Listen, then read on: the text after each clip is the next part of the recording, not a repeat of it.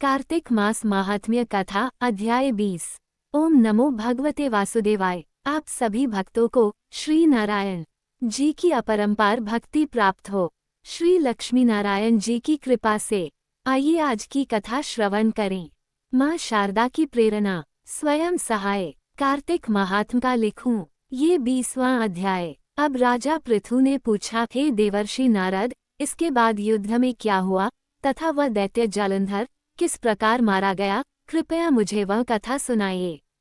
तब नारद जी बोले, जब गिरिजा वहां से अदृश्य हो गई और गंधर्वी माया भी विलीन हो गई, तब भगवान वृषभध्वज चैतन्य हो गए।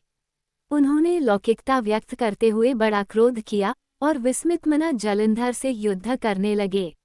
जलंधर शंकर के बाणों को काटने लगा, परंतु जब काट न सका तब उसने उन्हें मोहित करने के लिए माया की पार्वती का निर्माण कर अपने रथ पर बांध लिया।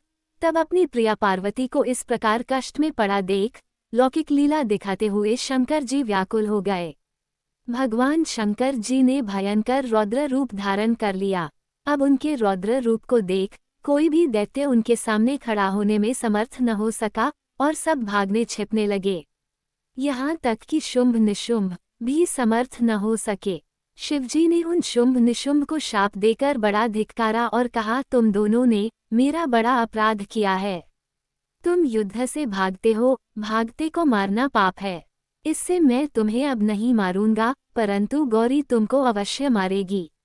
शिवजी के कहने पर सागर पुत्र जलंधर क्रोध से अग्नि के समान प्रज्वलित हो उठा।